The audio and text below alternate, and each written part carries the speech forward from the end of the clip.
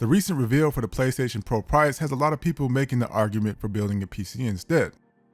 For me personally, I've been playing on the PC for years, but it's just been in the last few years that the PC has become the main way I play games in general. If you've been on the fence about making the jump to PC from console, then allow me to take you through some of the highs and the lows of gaming on PC. Let's start with all the positives of PC gaming. If I had to make one argument about going with the gaming PC versus a console, it would no doubt have to be game development. Most, if not all, game development starts out on PC, and it's because of this, at least in my opinion, that there is such an insane access to game. If you've been on my channel long enough, then you're fully aware of emulation. It is hands down the reason I really started to look at PCs as a viable option for gaming in the first place. Imagine being able to play tons of games from your childhood all on one console. It's a feeling that I really can't describe. Though consoles have tried their best to keep up with emulating and making games for previous consoles backwards compatible, it oftentimes falls short. Consoles just don't have the sort of free-range capabilities to allow for emulation, because there's this unspoken honor, or is it unspoken competition among console manufacturers that would just not allow such a thing to happen. A good example is the Xbox Series consoles preventing emulators from being accessed through their dashboard. Had Microsoft been emboldened enough to just let it be, then maybe they might have been able to sell more consoles just off of emulation alone. I can certainly understand the potential implications that might have come up, so I can't quite knock them for not taking the risk. The indie game space has really exploded the last few years, and there has really been more of an effort to put a focus on it when it comes to consoles, but the PC is undoubtedly so far ahead of the pack in this space because, once again, development is rampant on PC, and it is the most cost-effective way to get your game out there and in the hands of players.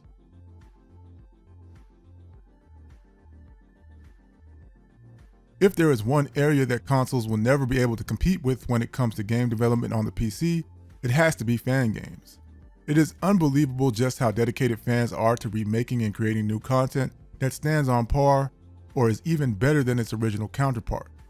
I could have never imagined in my wildest dreams that this would be some sort of reality in my future.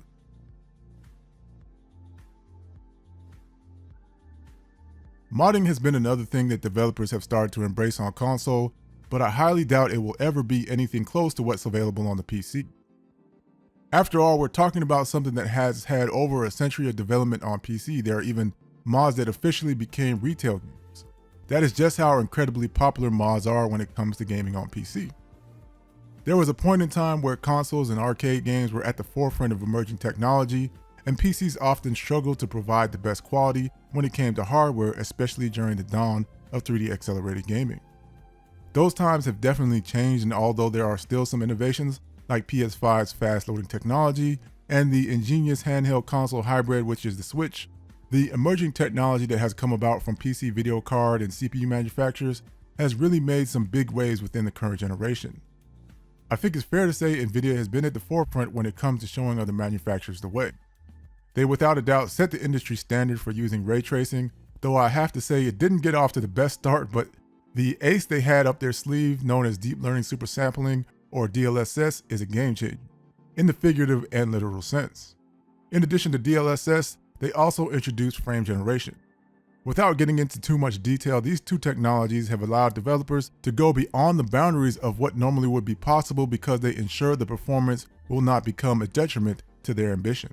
Though consoles have started to incorporate a form of DLSS known as FSR, they haven't quite embraced frame generation in particular. Some of the latest games have started to use it, but it seems to be very much in the early stages. There are also some quick one-off benefits of gaming on PC that I definitely wanted to make you aware of. Online gaming is a big deal nowadays, but it has come at a price for console owners. This is not the case on PC. For most games, there is no fee for playing multiplayer games online. Another luxury that you can enjoy on PC is legacy controller support. Having to buy a new gamepad or joystick is a bit of an annoyance, especially when nothing physical has changed in terms of the way controllers connect in the last 10 years. This has definitely been one of the biggest things about consoles that has pushed me towards PC for gaming. Digital gaming has become a big norm, but it has come under a lot of scrutiny as of late because when you purchase something digitally, you don't really own it. Now, I'm not saying that the PC is completely devoid of this, but you at least have options that you don't have on console. DRM-free options. Lately, I've been purchasing more of my games on CD Projekt's digital game storefront, GOG. When you buy a game from them, you have the option to physically download a copy of the game, and you can back up the copy you download for later installation. This is basically the way purchasing a digital game, or any digital medium for that matter, should be. So those are pretty much the highs of owning a PC. But PC gaming is not all sunshine and rainbows. There is a dark side to gaming on PC, and I would be wrong if I did not let you know about it, especially if you're coming from console. If I had to put a finger on what the biggest problem with PC gaming is, it would have to be configuration. It's nice to have choices, but sometimes having too many choices, especially when you don't know the effects of these choices, can very much be a pain.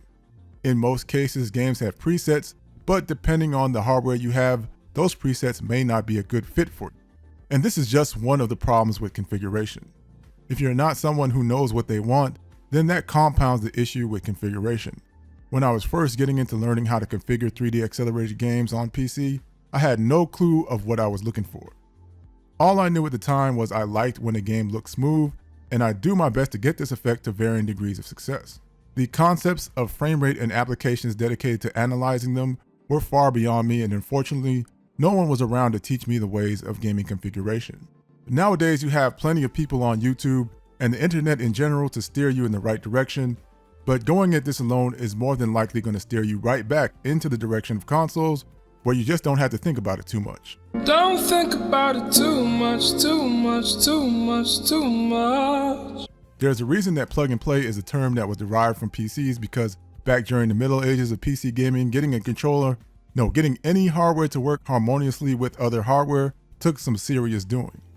Obviously, things have gotten much better, but plug and play is still something that consoles will always have the one-up on PCs with.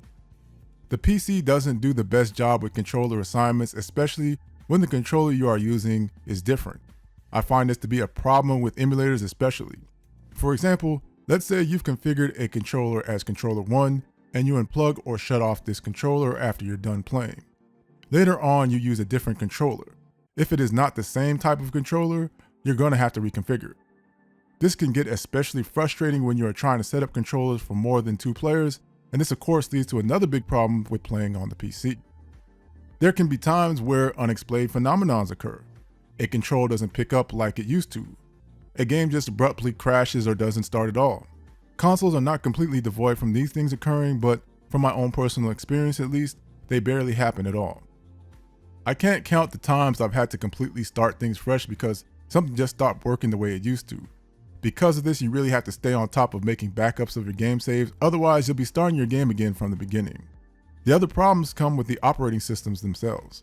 While there have been a few operating systems created for games specifically, they aren't always compatible with the things you want to play or use. The other harsh reality one must consider with gaming on PCs is that the operating system eventually comes to an end of service, and while this can in some ways apply to more recent consoles when it comes to PCs, this can be pretty detrimental to certain games you may have come to enjoy, as they may not work with the new operating system. You do have to keep in mind that a game developer specifically makes a game for a certain operating system. They may not update the game to work with the new operating system, and there is a chance that it won't be compatible if you upgrade. Just recently, it was discovered that Windows 11 has not been playing well with certain hardware, leaving some serious performance on the table as a result. These are not things that consoles really have to worry about, which leads me to another problem when it comes to certain games on PC: shader compilation. Shader compilation is something I've only become aware of in the last 10 or so years of gaming on PC, but as things have gotten more demanding, it has been a blight on the experience due to it causing stuttering during gameplay. Shader compilation has no effect on consoles, and the reason for this has to do with the hardware. You see, consoles all share the same hardware, but PCs unfortunately do not, and as a result, developers have to use shader compilation. If it is implemented poorly, then it's going to affect the performance of a game, and unfortunately, the only way to often stop this from happening is replaying the same levels over again. And who really wants to do that in their first playthrough? The final downside of gaming on PC that may keep you away is cost. Depending on the experience you want from your games, you better believe there is an equivalent exchange. Want a 4K 60 frames per second experience for the current generation of games? You're talking well over $1,000 to make that happen, especially if the games you want to play are very demanding. when trying to build PCs that fit the specifications of console hardware, it is more than likely that it will eclipse that amount.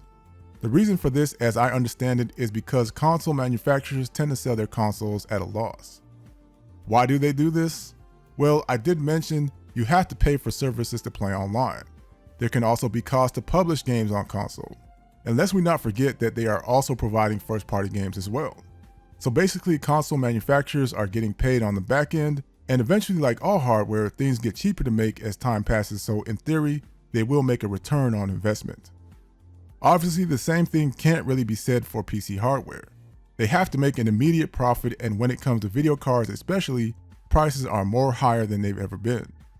I currently own a 2060, and the most recent video card in this series is the 4060, and it has just now recently gotten closer to what I paid for mine, and mind you, the 5060 is just around the corner, so who knows what it's going to cost.